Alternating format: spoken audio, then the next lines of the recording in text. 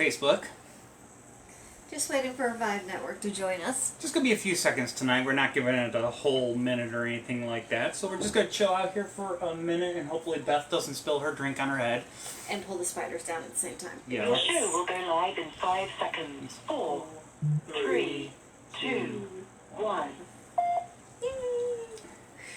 Log Vault Radio. And we're live. Woohoo! We're live with Facebook. We're live with the Vibe Radio Network. And good evening, everybody. And we're live with alcohol.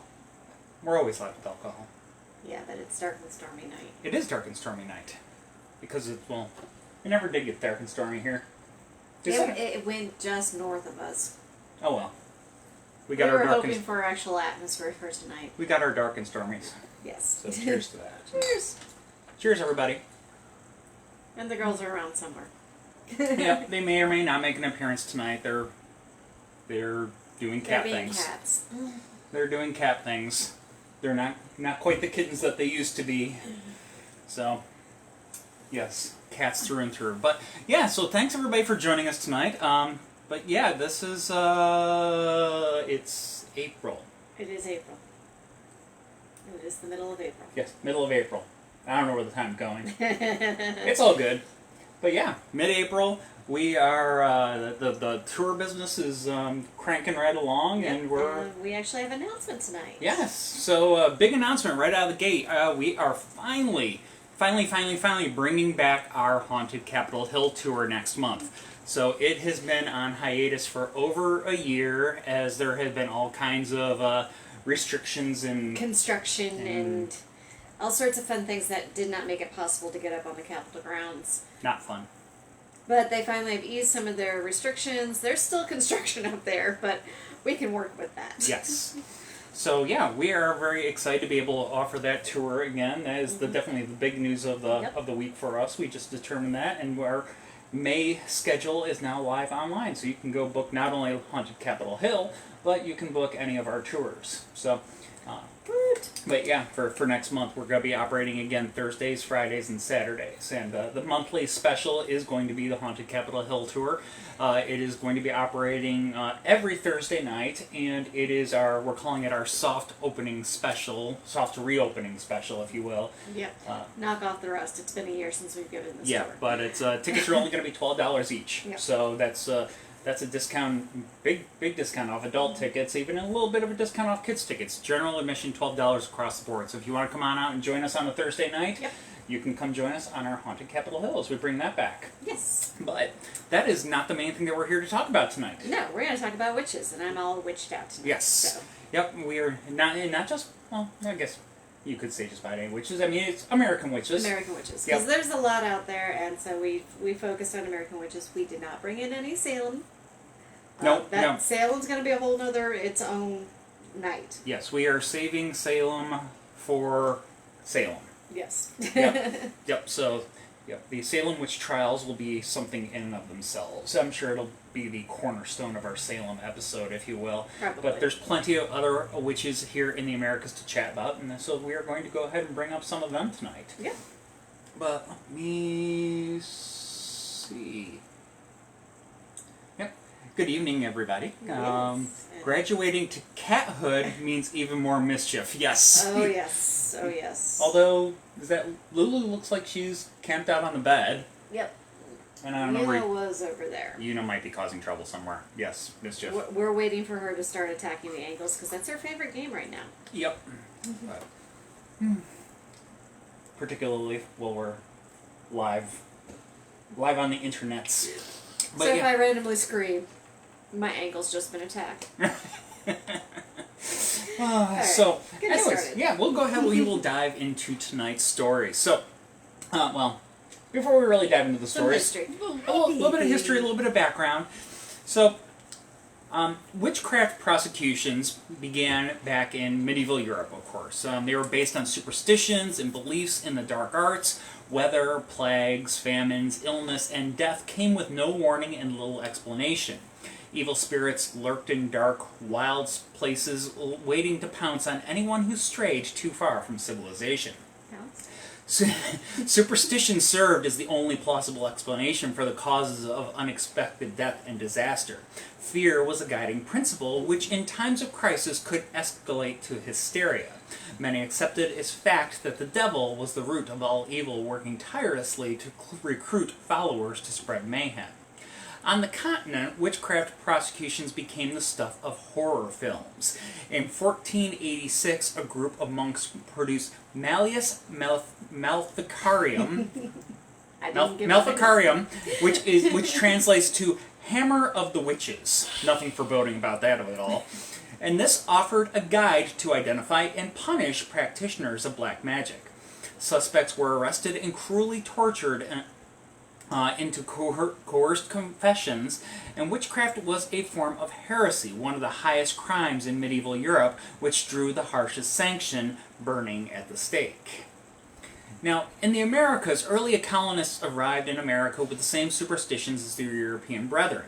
They also endured breakdowns in society and civil authority, and a few small-scale witch scares cropped up in New England.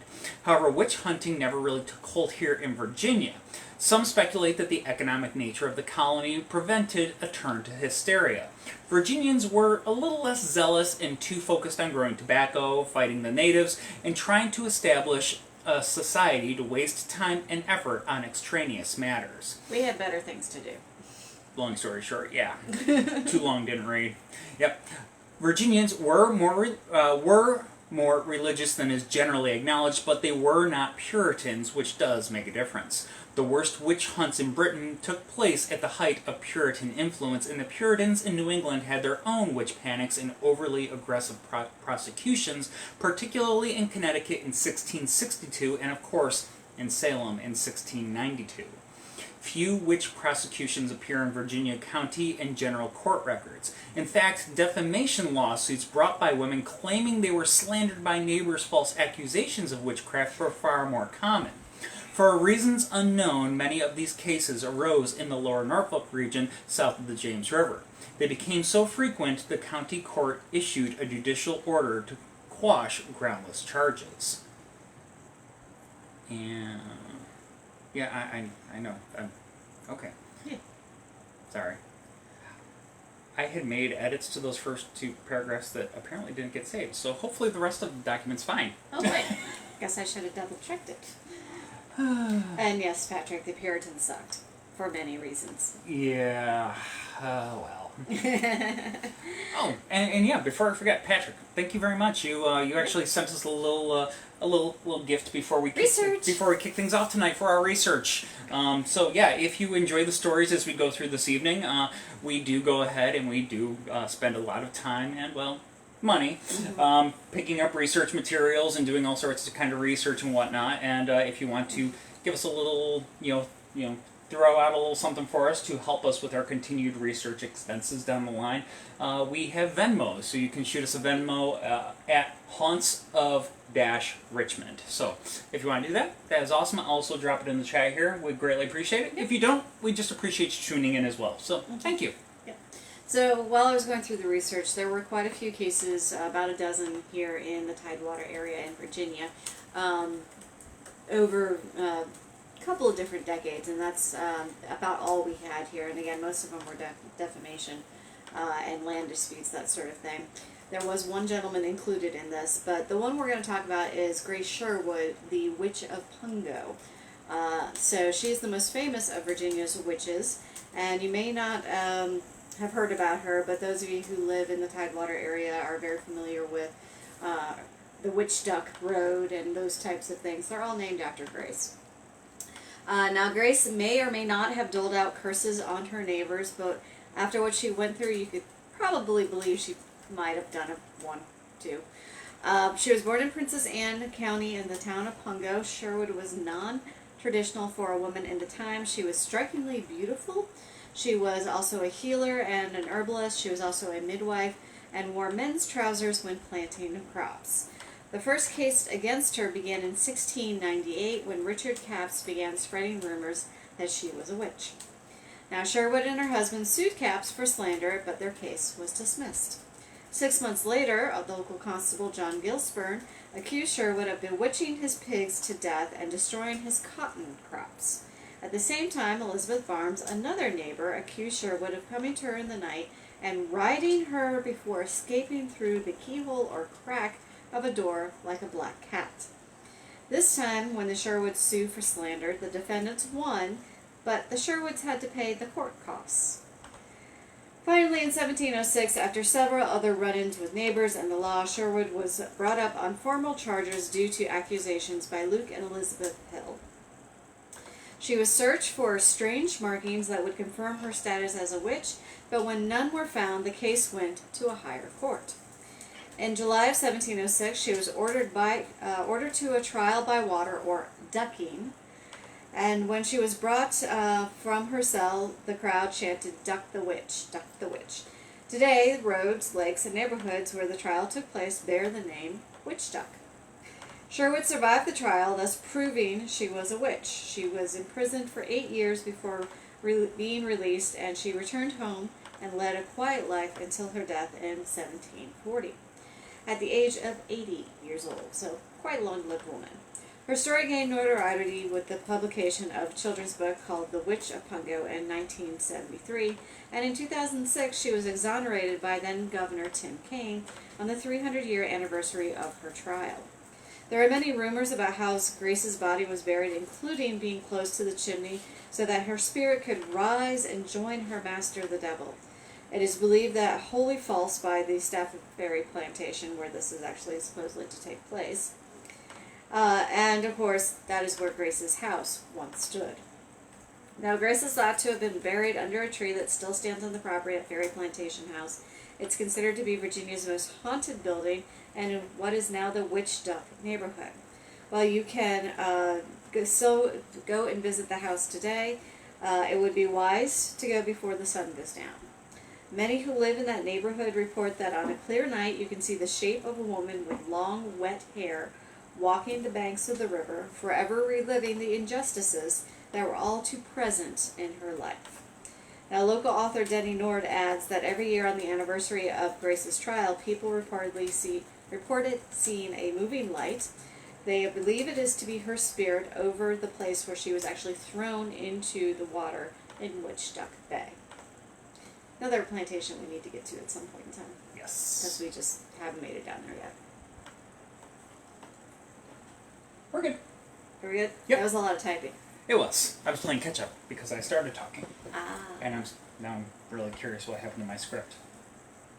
Oh well, whatever. Doesn't matter. We've got a good script here anyways. It's just it might be all Beth, completely unedited on my part. No pressure. None whatsoever.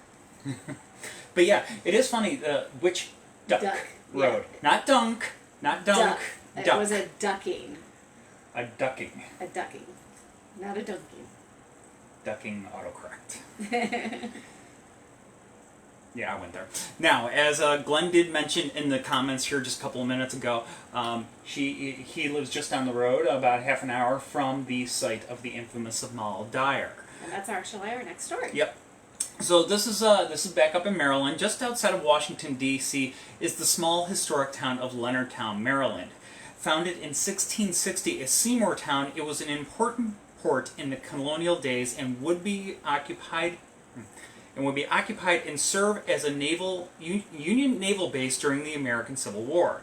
Nowadays, the town is mostly known for its quaint historic buildings, delicious seafood, and as the county seat of St. Mary's County, Maryland. Yet, like with many old New England towns, legends and superstitions are abundant here, and one of the most infamous is the story of a sinister witch who is thought to have been the inspiration for the horror film The Blair Witch Project.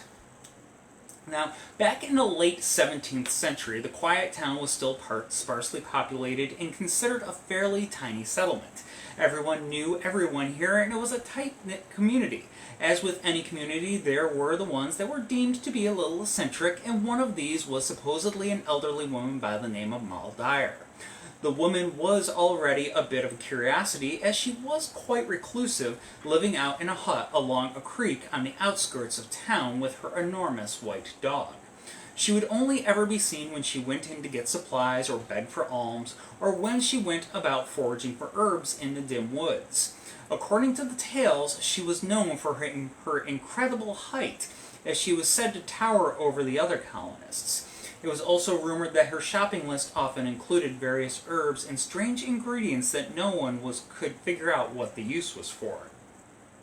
Adding fuel to the rumor mill was the fact that no one was sure where she even came from. Stories ranged from her being a noblewoman in hiding to a fugitive who had killed her husband. It wasn't long before the quiet whispers about Moll Dyer's peculiar lifestyle started building into a more forceful accusations of witchcraft. Now, despite these allegations, the townspeople mostly left her alone, more out of fear than anything else. But one particularly brutal and bitter winter in 1697 would change this. The winter was uncommonly harsh and leaving in its path a deep suffering amongst the populace. But it was soon noticed that Moll Dyer still made her runs into town and seemed to be unnaturally well fed, healthy, and none the worse for wear while everyone else was starving and dying. Combined with the rumors of witchcraft already orbiting her, in the face of all this, it was soon decided that not only was Dyer a witch, but that she had brought this blight down upon the town as punishment for some slight. In response, the townsfolk decided to do something about this perceived evil that was plaguing them.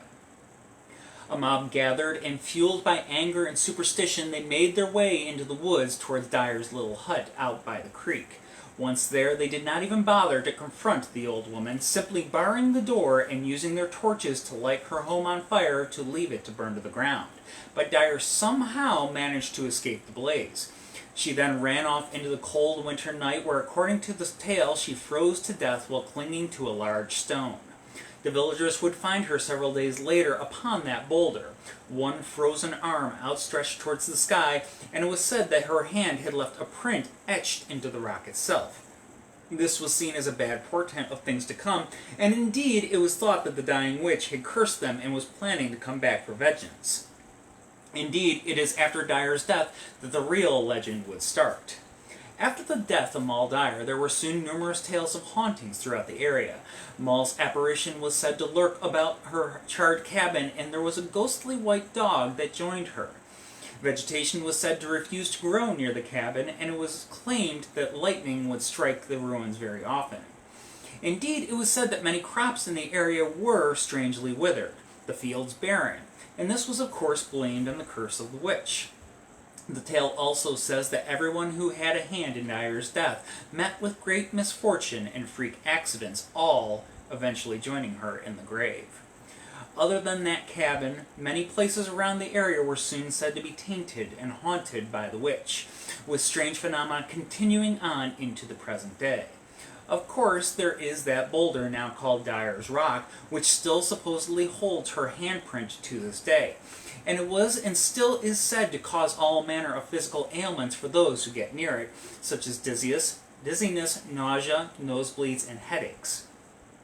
This rock has become an object of historic importance, being moved to the old jail museum in Leonardtown in 1972, and only 2 months ago it was relocated to a more fitting home with the St. Mary's County Historical Society at the Tudor Hall building.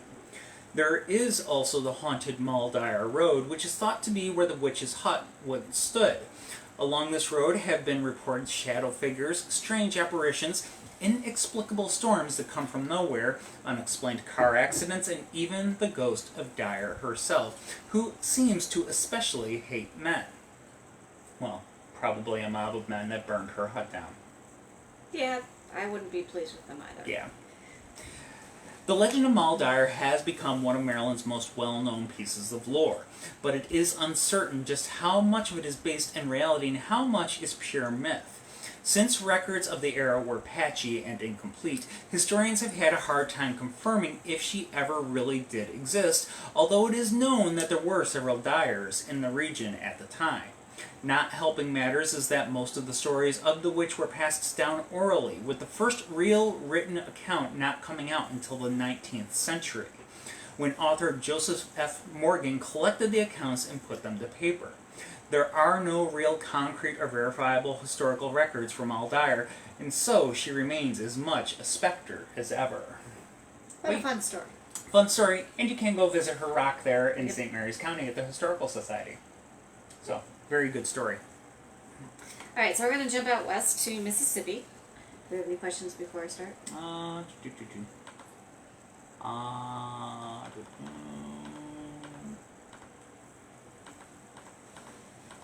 Whoop. I was trying to watch as we went along.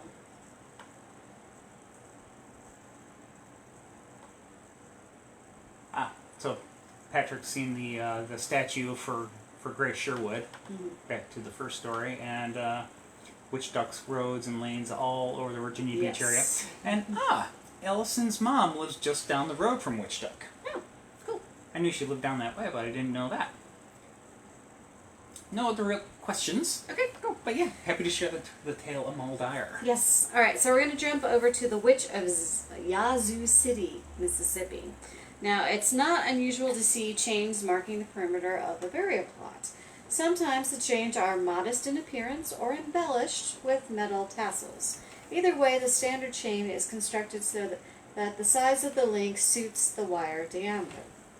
But at Glenwood Cemetery in Yazoo City, Mississippi, there's a 19th century grave site with the chains that challenge the link size wire diameter rule.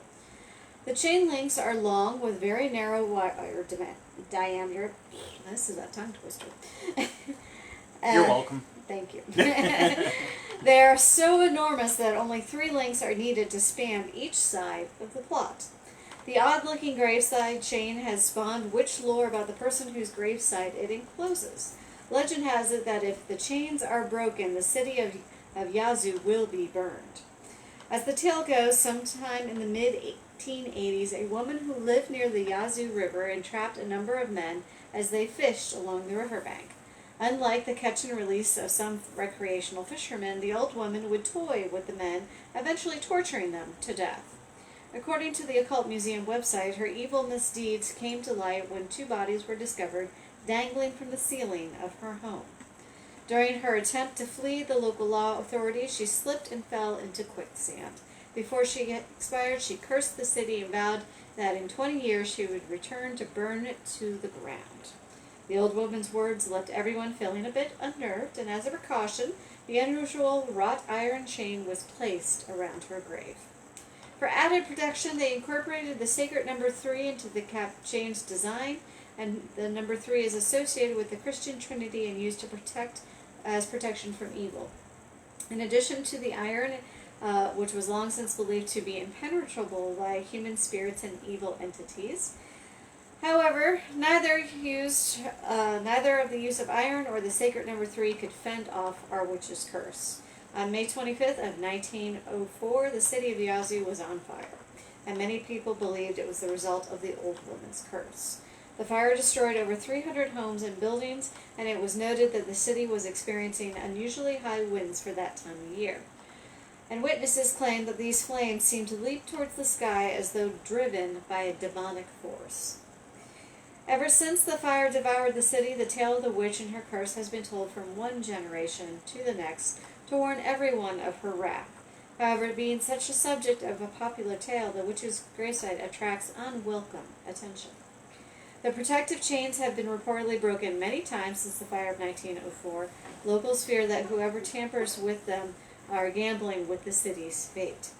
On the other hand, some versions of the lore insist that chains must be completely removed from the witch's grave before she can return from the dead and seek further vengeance against the city. The Witch of Yazoo's true identity is unknown due to missing burial records, and no full name is expressed on the headstone. The website Find a Grave insists the story is about a witch is fictitious. No one really knows who she is, and there was no records of the fishermen being murdered in 1884. According to several sources, the original grave marker for the witch only has the initials T.A. carved into it. The marker was eventually replaced with a headstone inscribed with a brief explanation of the legend, but the replacement stone toppled over and split in half and is no longer, not long after it was placed at the gravesite. No one can say if it was a result of vandalism or otherwise. No matter the marker that rests on her grave, or whether the troublemakers are willing to tempt fate by disturbing her resting place, the Witch of the Yazoo keeps the community living in fear of the flame. You know, I understand and get that Find a Grave would be kind of compelled to make notes to specifically kind of dispel that kind of thing. Mm-hmm. But there's so much that's weird about the grave. Why is the grave like that in the first place if there is no veracity whatsoever to the tale? Yeah. I mean, what? There has to be a grain of truth somewhere. Yeah. So yeah. It's just which grain. Which grain is it amongst all the grains of sand on the beach? Which one is it that is the kernel of truth, if you will? Yep. Another book you might want to check out from Moll Dyer, written by Lynn J. Boomviri. I might have butchered that name, sorry. Titles Moll Dyer and Other Witch Tales of Southern Maryland. Traces her back. I'll have to check that out. Definitely See if have I to can check get it that. on Kindle. Because I'm running out of shelf space, so I'm trying to get as much as I can on Kindle if possible. Can you post a photo of the grave? I can see about looking one up. I have to admit I did not get around to collecting photos for this. No, we did not. But you want to switch spots and maybe you could do a little search? Or I can read. Okay, Maybe you go can ahead. search. Alright. Alright, so we're going to go up to Minnesota this time for the witch's grave known as Bertha in Coleraine, Minnesota. Now, in moving to the country's northern regions, we find the city of Rochester, Minnesota. Not too far from this urban center is Dodge County, where Bertha Mary Ignorsol was born in January 26 of 1872. She married Charles Edgar Maynard in 1891, and they started a family together. In 1898, the family moved to the homestead on the east side of the Trout Lake near Coleraine, Minnesota. They had 7 children, 6 boys and 1 girl. It is said that Bertha wanted the little girl more than anything and finally got her wish with the last child. Her daughter was only a year old when Bertha died at the age of 38 on January 27th of 1910.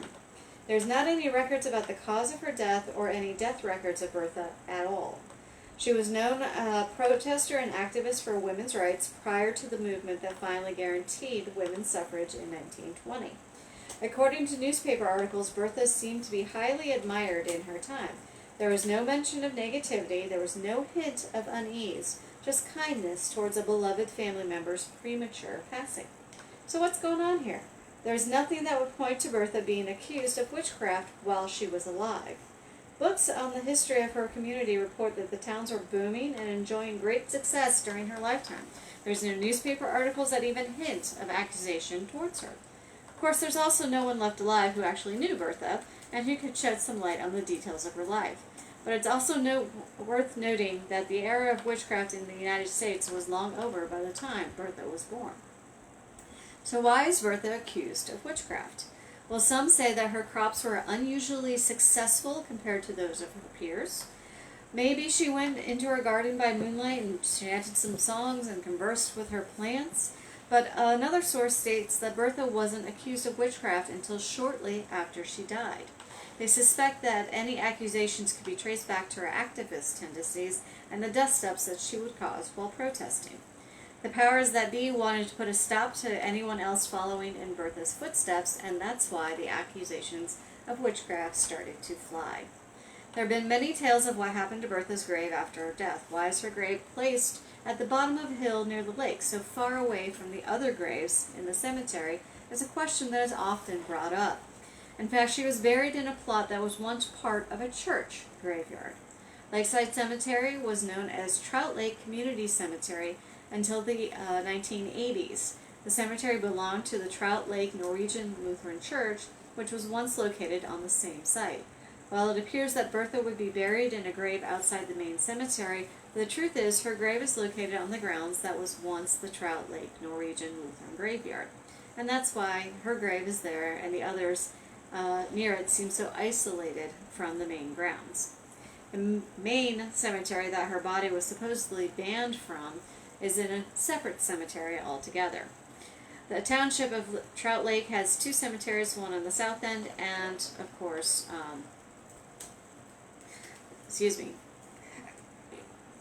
Bless you. Thank you. The two cemeteries, the Trout Lake Lakeside and Community Cemetery, were transferred to the township in the mid 80s from the religious institutions and basically became one big cemetery. Now, adding to this confusion is the fact that the burial records to Trout Lakeside Cemetery were destroyed in a fire in the 80s, and most of the lore about Bertha's grave is based on pure conjecture. Some of the graves were relocated on the grounds of the community cemetery due to flooding from the lake, but Bertha's was not, due to a decision by her descendants. The idea that Bertha Maynard was a witch is purely modern invention brought on by the isolation of her gravesite, the restoration of her headstone, and general ignorance of her life. Of course, our story can't quite end there. So there are eyewitnesses who claim to have seen Bertha's ghost haunting the cemetery. Many who were completely unaware of the lore reported hearing leaves rustling near her headstone, followed by the materialization of a strange mist. Some say the mist is white, others say it's like a black cloud. The ghost is said to take on the form of a woman dressed in late 19th century attire before it vanishes at the boundaries of the community cemetery. Paranormal investigators have also caught a woman's voice on recordings near Bertha's grave.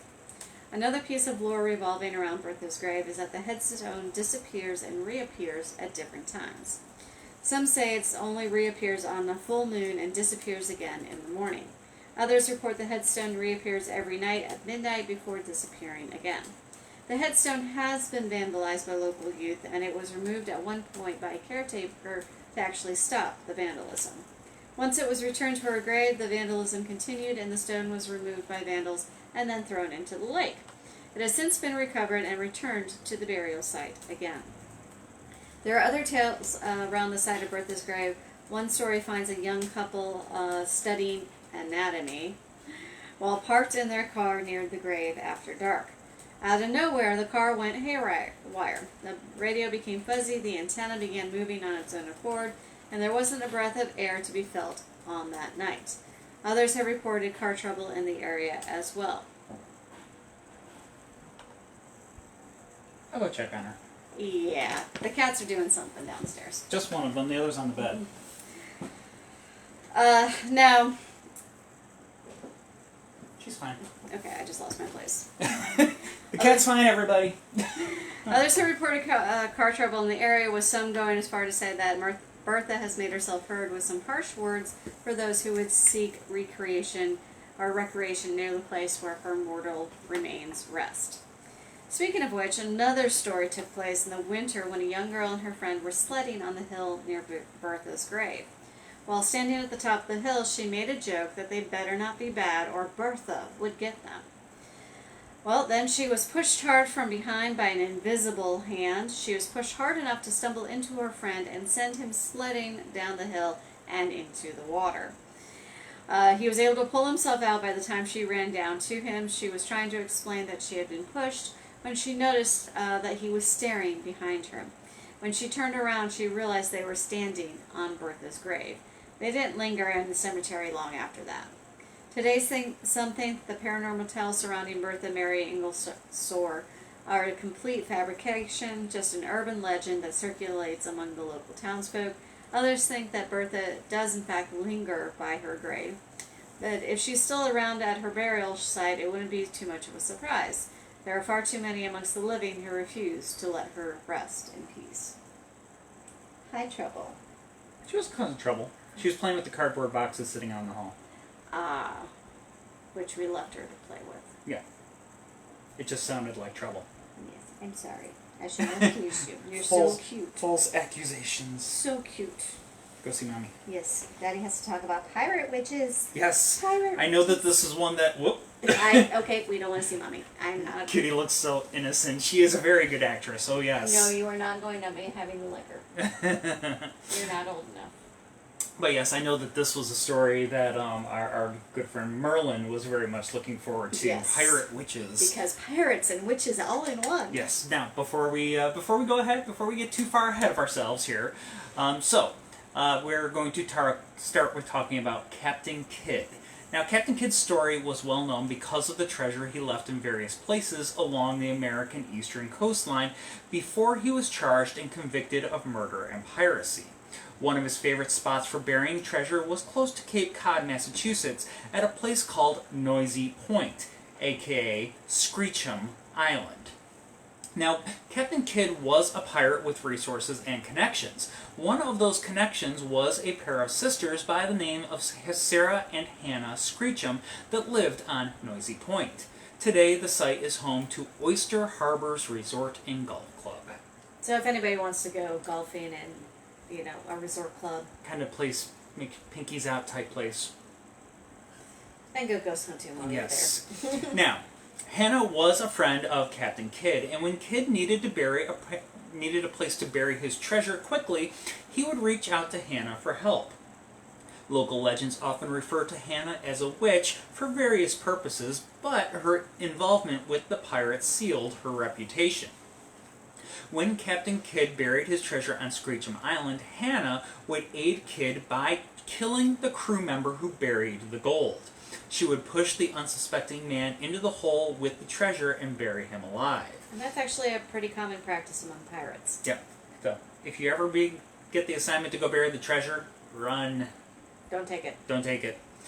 Now, this was done, of course, so that no one aside from Hannah and Kidd knew where the treasure was buried. Legend says the dead men's ghosts guard the buried treasures to this day. There are conflicting accounts on Hannah's actual life and history. One legend says Hannah Screecham would kill the crew member and then screech to let Captain Kidd know that the task was complete, while another legend says Hannah would screech to call Kidd's crew and ship closer to shore. Either way, Hannah had dealings with the pirate Captain Kidd and helped other pirates along the coast as well.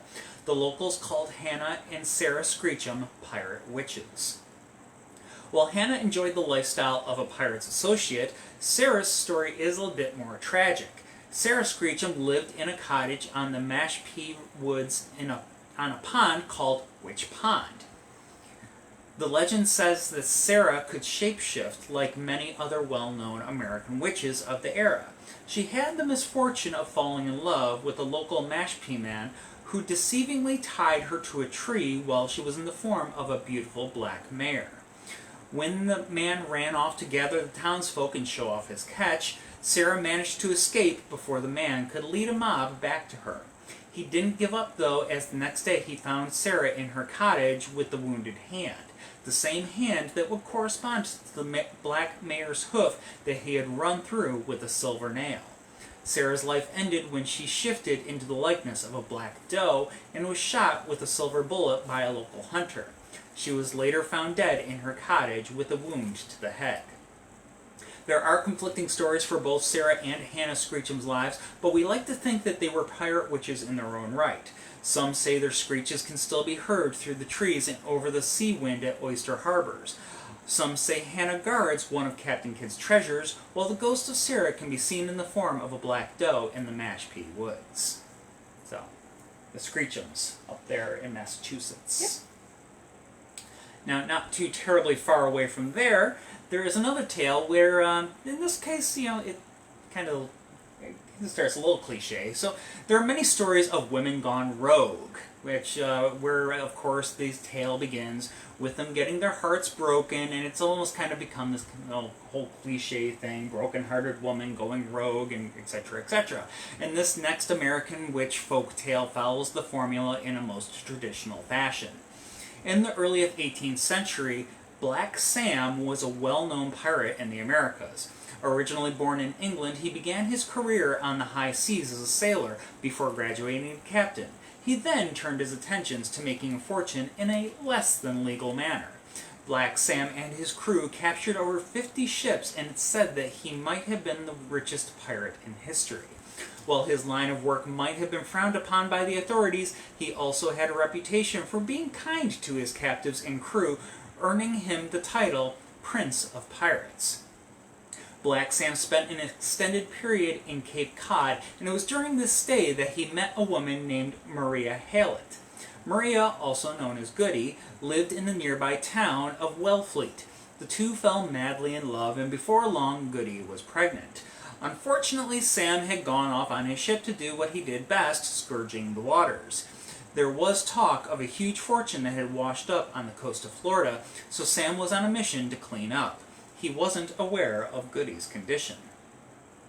When the town discovered Maria Hallett was pregnant out of wedlock, they exiled her. But she knew that Sam would return for her and the baby. She moved close to the shore and watched day in and day out for her soulmate's return. But he never came. Days turned to weeks, weeks to months, and months to years. Sam didn't return, and Maria grew full of sorrow and despair. Rumors started to swirl about Maria, and she eventually came to be known as the Witch of Wellfleet. The Witch of Wellfleet continued to wait for Black Sam, and one fateful night in 1717, a ship known as the Wada approached the harbor. Black Sam Bellamy had taken the ship and was bringing it home with a sizable treasure. Sadly, a storm arose and overturned the ship. Sam and the majority of his crew perished. The bodies washed ashore, and the town buried them. After waiting for so long, Maria Goody Hallett, the Witch of Wellfleet, was not in much better shape than her lost love. At least that's how one of the legends goes. Others claim that Maria has actually caused the storm that took Sam's life. There seems to be a pattern amongst women who are associated with pirates. They oftentimes pop up in American witch tales. Perhaps the accusations of witchcraft had something to do with townsfolk seeking revenge on women who were friendly to pirates. On the other hand, it is possible that pirates befriended known witches in hopes that their magical skills would come in handy. Witches were believed to be able to locate lost items, as well as foretell the future, two skills that pirates had a lot of use for. Or maybe it's just that all witches were likely to befriend outcasts and rebels, for they too were outcasts and rebels. Exiles have to stick together, after all. Regarding Maria, no one knows if her baby survived, and for that matter, the Witch of Wellcraft's identity as Maria Goody Hallett is also based on speculation. The only documentation to support Maria's possible existence comes from research that confirms that Hallett was a legitimate family name on Cape Cod in the 18th century. That said, it's possible that the entire saga of Maria Goody Hallett and her relationship with Black Sam may actually just be a fairy tale. It's kind of just one of those things. Mm-hmm. You go back that far and the records can get a little sketchy. Yep. Or disappear altogether. Disappear altogether, exactly. So, got one more that we're going to share tonight with you. So this was requested when we mentioned we were doing witches, and that is the Bell Witch legend. So we're going to wrap up tonight with this most infamous witch from 1817 to 1821. The family of John Bell of Red River, Tennessee, experienced an intense series of paranormal activities. Today, the reported activity is best known as the legend of the Bell Witch. The tale has inspired works of fiction for generations, but unlike those adaptations of the story, this was a very real, and for those who were caught in the middle of the phenomenon, terrifying event. Dr. Nader Fodor, of noted lawyer turned parapsychologist, has called the legend of the Bell Witch America's greatest ghost story, and for good reason. After 200 years, the Bell Witch legend is said to still be making waves. Stories, both fiction and nonfiction, are always being presented anew about the witch itself, and whether this tale's origin was either spiritual or human, it remains an epic classic American haunted and a whodunit mystery without parallel. And our neighbors are actually related to the Bell Witch, so we thought it was kind of fun to throw this one in too. Mm-hmm. Yeah, that's right. I forgot that they mentioned that to us. Yep. So, the Bell family prior to the haunting. In the early 1800s, John Bell moved his family from North Carolina to Red River bottomland in the Robertson County, Tennessee area. They settled in the Red River community, which later became the present-day Adams, Tennessee. Bell purchased some land and a large house for his family, and over the next several years he acquired more land, increasing his holdings to 328 acres. He also became an elder of the Red River Baptist Church, and John and his wife Lucy Bell had 3 more children after moving to Tennessee. They had a very happy and successful early life at their settlement. One day in 1817, John Bell was inspecting his cornfield when he encountered a strange-looking animal sitting in the middle of a corn row. Shocked by the appearance of this animal, which had the body of a dog, the head of a rabbit, Bell shot it several times. The animal vanished, and this was the first documented manifestation of the entity. Bell thought nothing more of the incident, at least not until after dinner. That evening, the family began hearing beating sounds on the outside of their log home. The mysterious sounds continued with increased frequency and force each night.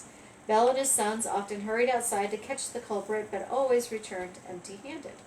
In the weeks that followed, the Bell children began waking up frightened, complaining that rats were gnawing at their bedposts, and not long after that, the children began complaining of having their bed covers pulled from them and their pillows tossed on the floor by a seemingly invisible creature. As time went on, the Bells began hearing faint whispering voices, which were too weak to understand but sounded like a feeble old woman singing hymns. The encounters escalated and took a particular interest to the Bells' youngest daughter, Betsy, after she became engaged to a local man named Joshua Gardner. While the families of Betsy and Joshua were very happy for the couple, the same could not be said for the witch. It would pull her hair, it would slap her relentlessly, and leaving welts and handprints on her face and body. The disturbances about which John Bell had vowed his family to secret finally escalated to the point that he shared his family trouble with his closest friend and neighbor, James Johnson.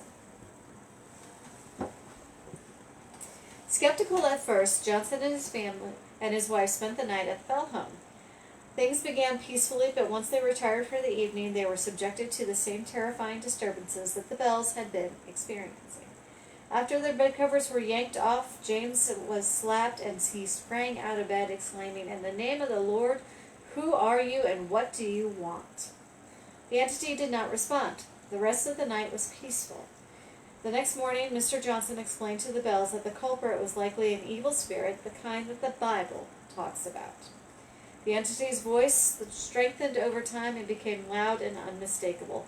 It sang hymns, quoted scripture, and carried on intelligent conversation, and once even quoted word for word 2 sermons that were preached at the same time on the same day, 13 miles apart.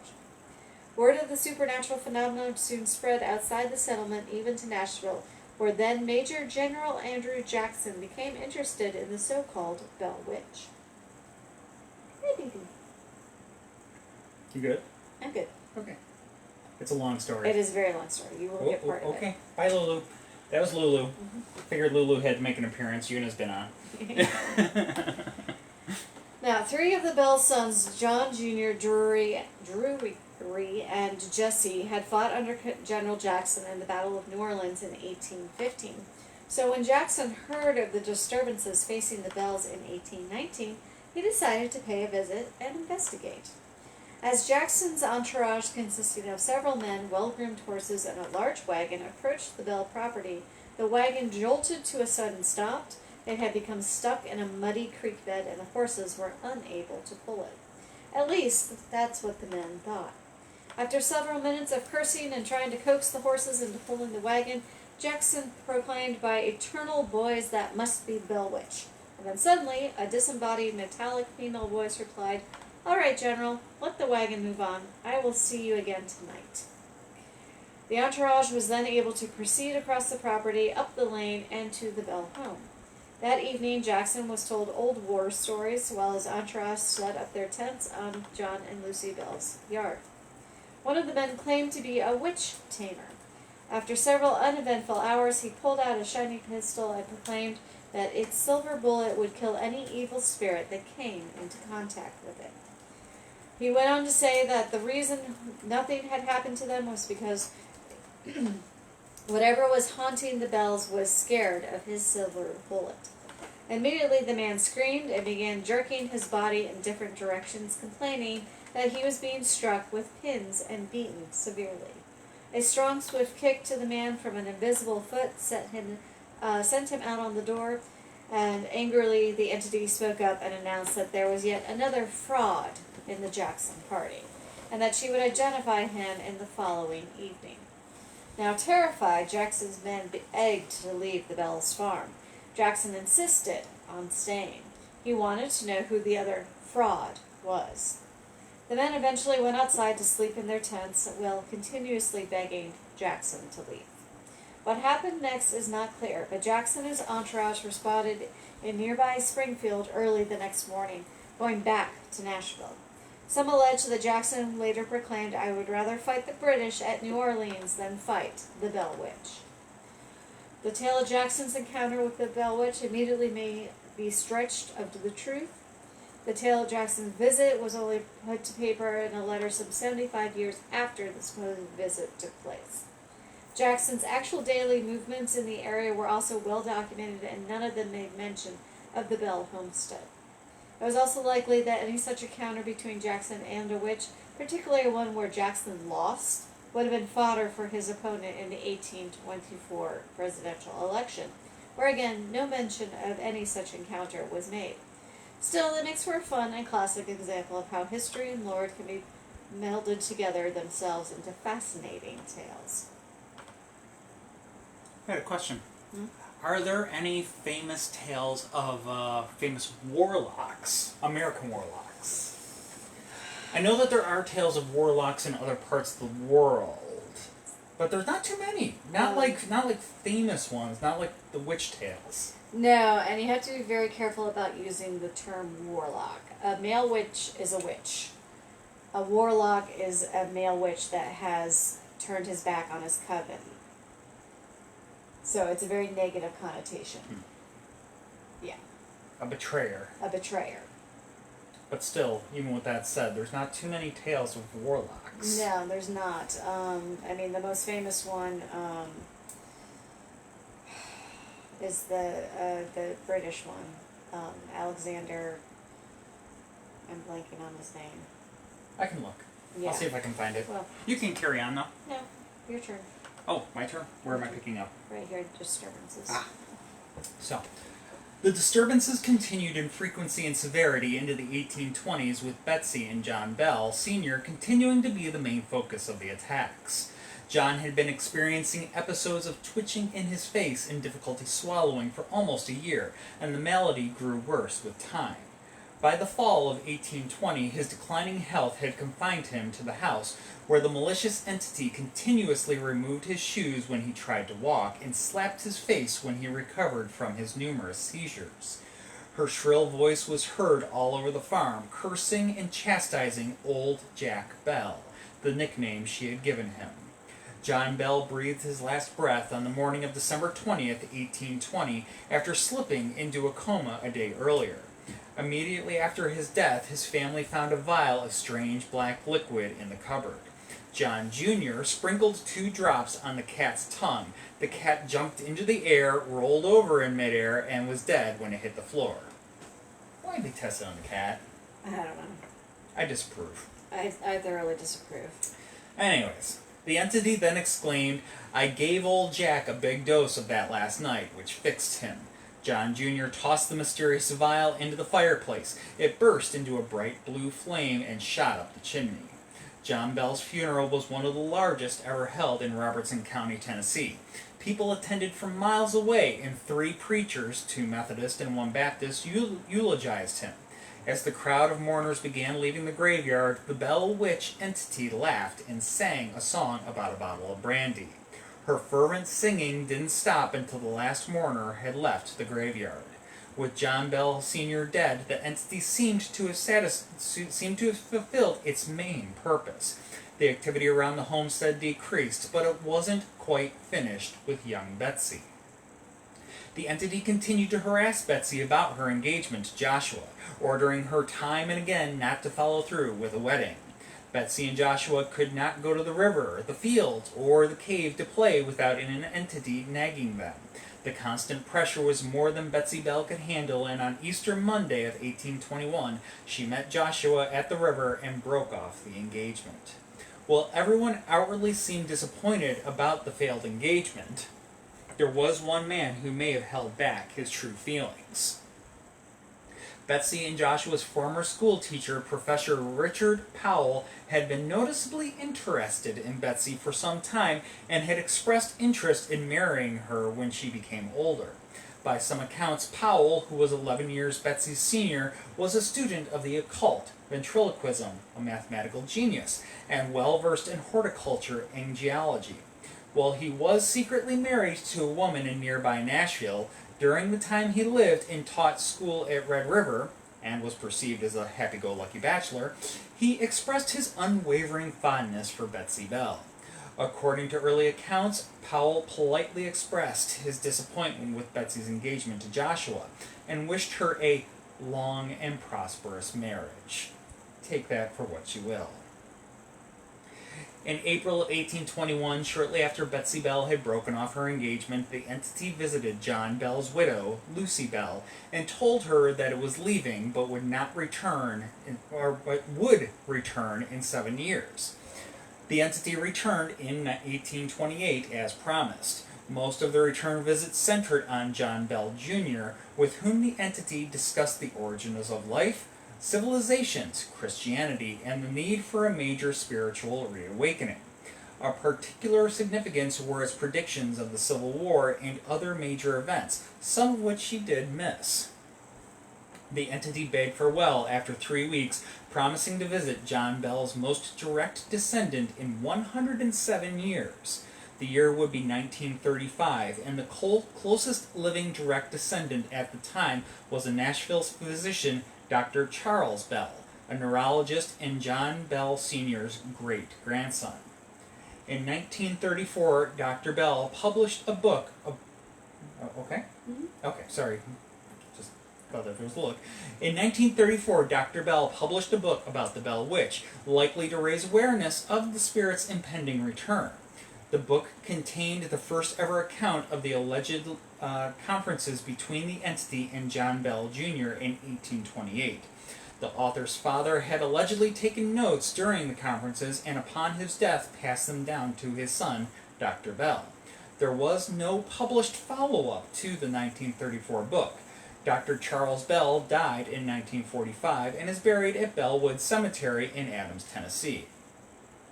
Did the Bell Witch return in 1935 as promised? Some say that she did not return, or that if she did, they were not aware of it. But many say she never left the place to begin with. The entity that tormented the Bell family and the Red River settlement almost 200 years ago is often blamed for unexplained manifestations that occur near the old Bell farm today.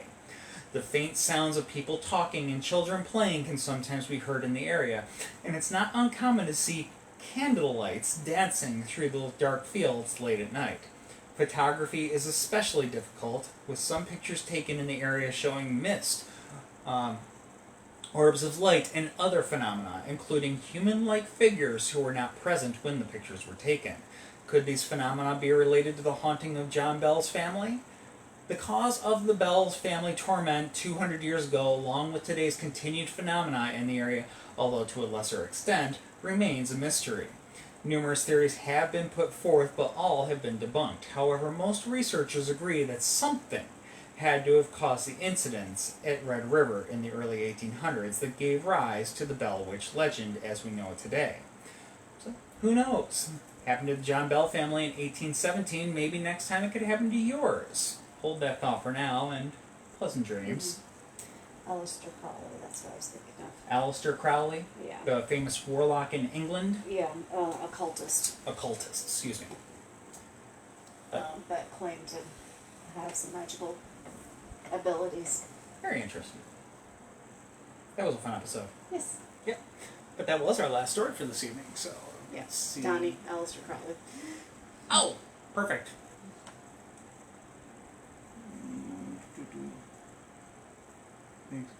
Yeah, you can go visit the Bell Witch Cave, yep. Which will have to be on our list of places to visit as well, We Patrick. just need to do a huge road trip. Yep. Grave in Kirtland, Ohio, of a male witch. Levi is his first name. I'll have to check that out. Yeah, we will. Thanks, Roberta.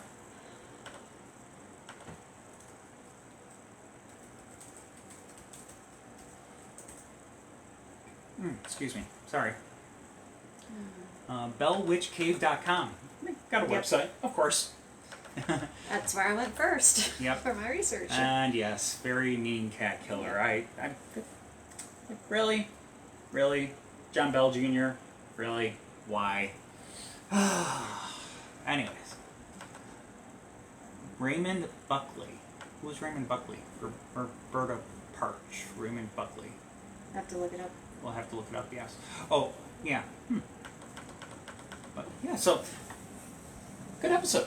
Yep. That was, That was a fun one. it was a fun one, interesting one to research, and of course there will be more witch stories Yeah. further down the line. Yeah, as I said, there's at least 2 that were part of Salem that I pushed off to next time. I mean, heck, all of those were basically eastern half of the United States. Didn't even touch the western half or Well, I the mean, rest. we got the Midwest, but not the The Mid- Western. Yeah, Midwest, but yeah, and let alone the rest of the globe. Yeah. I mean, it could be interesting to cover witchcraft and how it's perceived in different cultures around the world. Yeah, I could look at that. I Yeah. mean, we've already talked about Marie Laveau down in New Orleans with voodoo.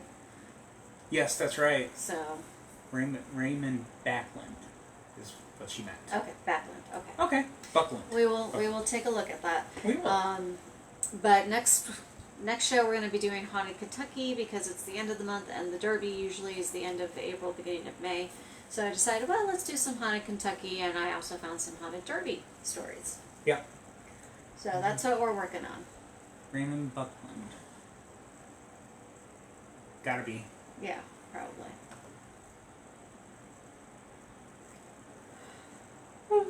Yep. Pardon. By Sorry. he.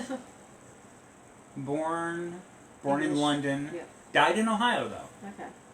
Oh, in 2017. Wow. Okay. Oh, okay, yeah. So he's one of the newer Wicca priests. Okay. Yes. Yeah, but I was gonna touch on modern Wiccan practices. That was my whole introduction that somehow got Disappeared. So I'll have to, I don't know, it might be lost, but either way, keep that in the back pocket for the next time we talk about witches. Yep. And I mean, we can bring it up too with if we focus on England Yep. or the UK. So. Well, yeah, we got all kinds of stuff going on. So.